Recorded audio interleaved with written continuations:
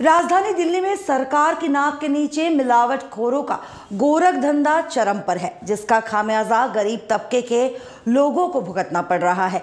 हालिया मामला होली के त्यौहार का है, जहां होली के दिन बने पकवान खाने से दर्जनों लोगों की तबीयत खराब हो गई। हैरानी की बात यह है कि जहांगीरपुरी के जगजीवन राम अस्पताल प्रशासन के पास बीमार हुए इन लोगों का डाटा तक नहीं है।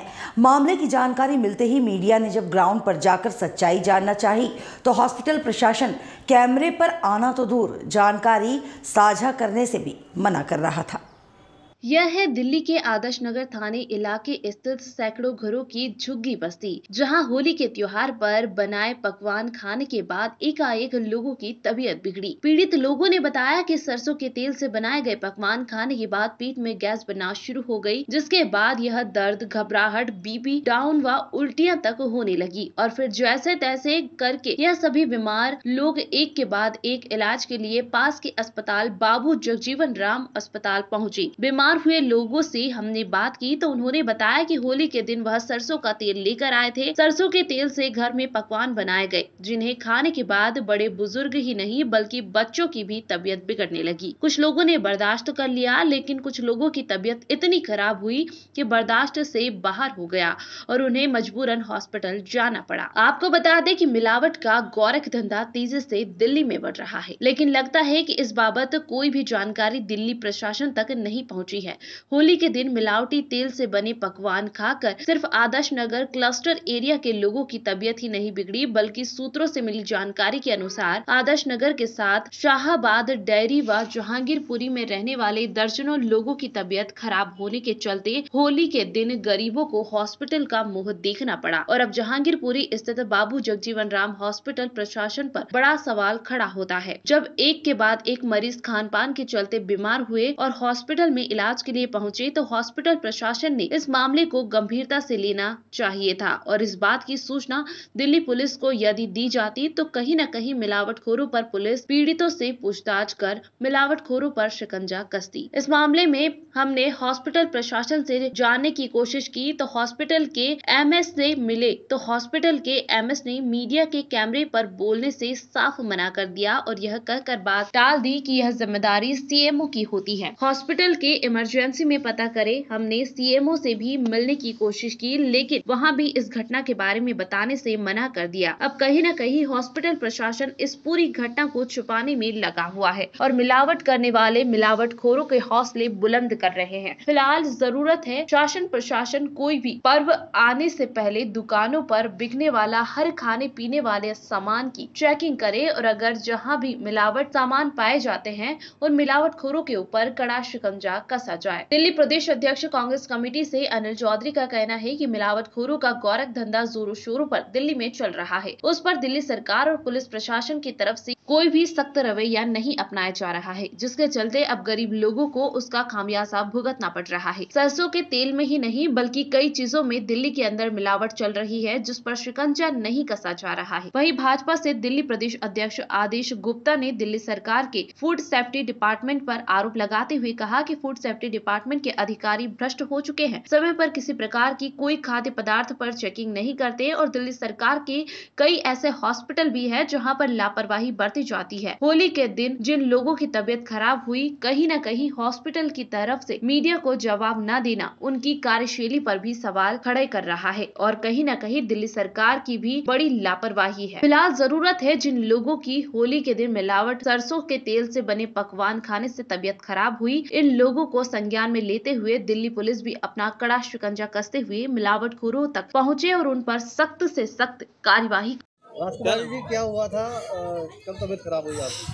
भैया हमारे ना होली के एक दिन के बाद तबीयत खराब हुई थी हमारी।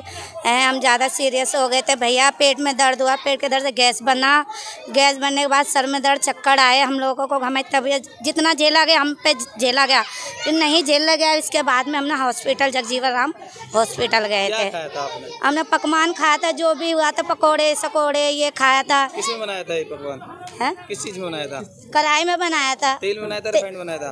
वो इसमें तेल में बनाया था, सरसों का, रिफाइंड भी था, तेल भी था भैया, डालडा था, डालडा। बच्चों की भी तबीयत खराब हुई थी? बच्चों के हल्के बहुत हुई थी, यहीं से ले, लेकिन इतना महसूस नहीं हुआ था। क्या बताया था? मेरे को इन्होंने बोला कि आपका पेट लेवल थोड़ा दिक्कत है आपके इसमें, और पकवान खाने से कभी कभार खाते रुक के तो हो जाता है, ये बात है।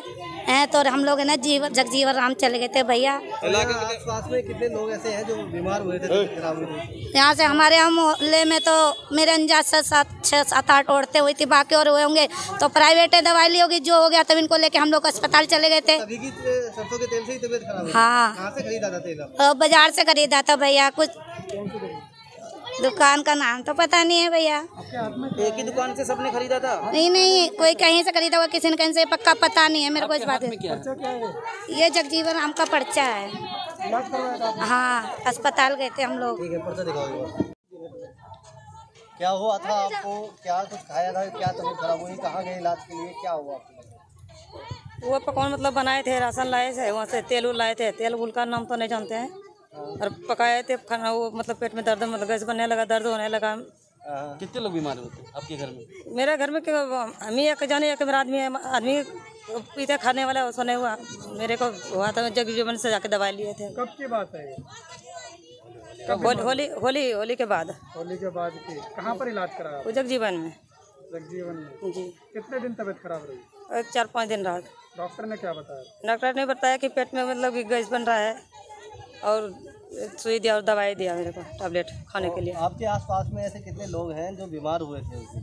अब बहुत आदमी हुआ था, बहुत जने हुआ है। किस वजह से बताया डॉक्टर ने कि किस वजह से बीमार हुए? बोला कि खाने पीने के चक्कर में हो गया, हो जाता है ऐसा। तो क्या लाए थे आप बाहर से? ऐसा क्या लाएंगे? वही चीनी उन्हें लाए थे, और वो तेल लाए थे। कौन सा तेल? तेल का नाम नहीं जानते हैं। सरसों का तेल था? हाँ, तो सरसों का तेल लाए थे। रिहाना, क्या हुआ था आपके साथ? जी, होली वाले दिन हमने पकौड़े बना के खाए, जैसे ही वैसे एकदम शाम रात को जो सोए हैं, सवेरे एकदम पेट में दर्द, सीने में दर्द, सांस फूलने लगी, चला फिरा नहीं जाए, उल्टी लगना चालू हो गई हमको। फिर जब से फिर जगजीवन राव गए हैं तो वहाँ से हमारे को पर्ची बना के दी, वहाँ बीपी चेक करा, हमारा ECG चेक करा, तो 2 सुइयाँ भी लगाई हमारे को, तो उससे हमारे को कुछ थोड़ा सा आराम पड़ा। फिर हमने अपना यहाँ प्राइवेट इलाज चालू किया है। तो डॉक्टर ने क्या बताया जब आप वहाँ गए? तो डॉक्टर ने क्या कहा? डॉक्टर ये कहा था कि गैस बनी है, तेल वेल जो तली हुई चीज़ें तुम ना खाइए, ये नुकसान दी है आपको। तो किससे तेल तला था आपने? कौन सा तेल था? तेल का नाम तो हमें नहीं पता सर, हमने तो बोतल ही रख रखी, आधी बोतल इस्तेमाल करी, आधी पड़ी है। सरसों का कि कौन सा, ये नहीं पता हमें। अच्छा, आपके अलावा यहाँ पर जब हॉस्पिटल में गए कुछ लोग भी गए थे? एम्बुलेंस से गए थे या वैसे ही कोई लेके गया था आपको? गए तो हम रिक्शा से थे, एम्बुलेंस नहीं आई थी, रिक्शा से गए थे सर हम। कितने लोग आपके यहाँ पर आसपास में बीमार? यहाँ गए थे 12-13 जने गए थे सर हम, जो बीमार हुए थे? जी, होली वाले दिन ही? होली से अगले दिन शनिवार को सवेरे सब गए थे सर। को लेकर जो है काफ़ी दिन से जो है सरकार कहती है इस पर रोक लगी है, लेकिन आए दिन ऐसी शिकायतें आती है कि मिलावटी तेल काफ़ी धड़ल्ले बिक रहा है। और इस संबंध में एक जो है पत्रकार साथी ने RTI लगाई थी कंपनी के ऊपर, उसमें निकला भी कि इनकी ब्लेंडिंग होती है, जिस संबंध में जब लोग गए यहाँ पे फूड सिक्योरिटी के पास, फूड सेफ्टी के पास, तो उन्होंने कोई भी बयान देने कैमरे पर इनकार कर दिया। देखिए, जिम्मेवारी किसकी बनती है? अरविंद केजरीवाल जो दावे करते हैं मुख्यमंत्री के तौर पे कि दिल्ली के अंदर अच्छा प्रशासन चल रहा है, करप्शन मुक्त हम शासन दे रहे हैं, कोई मिलावटी नहीं है, दिल्ली की पहचान विश्व के सुंदर शहरों में बन रही है, तो आज आपके सामने दिल्ली किस तरह का विश्व का सुंदर शहर बना है। और जो उदाहरण आप दे रहे हैं मिलावटी, जब भी फेस्टिव सीजन आता है तब कुछ शिकायतें मिलती थी, सरकारें रेट डालती थी, नज़र रखती थी। आज मिलावटी वाले लोग हों उनको पूरी छूट सरकार ने दे रखी है, कोई पाबंदी नहीं है। आप इसकी बात कर रहे हैं जिस तरह से शराब नीति लागू की गई है, आज शराब माफिया को दिल्ली को बेच दिया है। आज जो इस तरह के मिलावटी काम में 2 नंबर के धंधे में जो लोग लिप्त हैं उनको पूरी आज़ादी दे दी गई है कि आप अपने मुताबिक इस शहर के अंदर कुछ भी बेचिए, कोई भी कंट्रोल सरकार का नहीं है।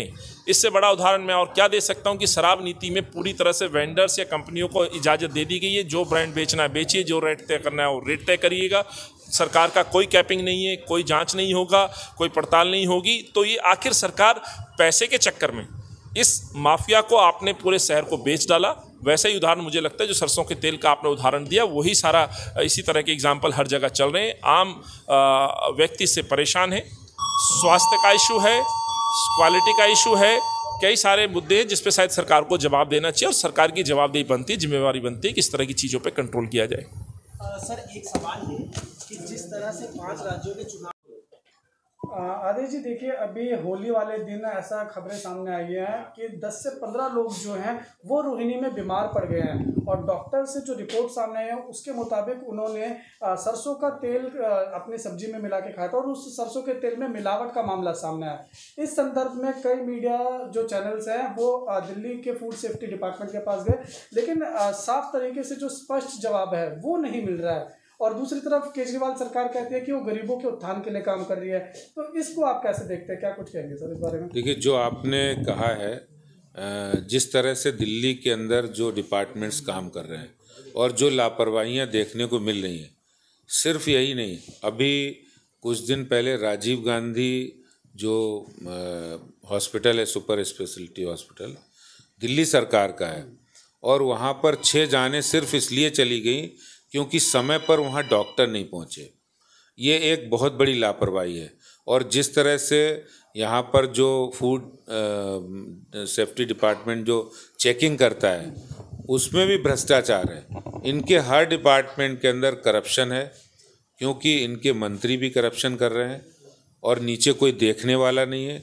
और जिस तरह की लापरवाही आई है वो बहुत ही खतरनाक है, क्योंकि इसमें जनता के स्वास्थ्य का सवाल है और लोग बीमार भी पड़े हैं, उनके साथ आगे भी और भी बीमार हो सकते हैं। तो ये पर्याप्त उनकी चेकिंग होनी चाहिए और दिल्ली सरकार को इसकी जांच करानी चाहिए। सर, एक तरफ तो आपने जैसे भ्रष्टाचार के आरोप लगाए हैं, वहीं अगर हम बात करें अरविंद केजरीवाल की, तो वो पंजाब में एक व्हाट्सएप नंबर उन्होंने जारी किया कि अगर आपसे कोई रिश्वत मांगता है तो व्हाट्सएप पे हमें वीडियो भेजिए। इसको कैसे देखते हैं आप? इसको क्या देखिए, दिल्ली में भी उन्होंने एक जारी किया था, बाद में उन्होंने खुद ही करना शुरू कर दिया ये काम। शराब में, डीटीसी बसों की खरीद में, दिल्ली जल बोर्ड के 60,000 करोड़ रुपए के 22 सीएजी के पत्र लिख के अभी तक उन्होंने जवाब नहीं दिया। और अब वही जल बोर्ड के जो इन्होंने बना रखे थे उनको पंजाब भेज दिया है लूटमार करने के लिए। पहले दिल्ली में जल बोर्ड बर्बाद किया, अब वहाँ भेज दिया उन्होंने पंजाब में। तो देखते जाइए आगे क्या होता है। ये आम आदमी पार्टी है, जिसने नाम ही रखा था आम आदमी पार्टी। ये भ्रष्टाचार के सबसे बड़े मानक होते ना, वो बनेंगे। ठीक है सर, बहुत बहुत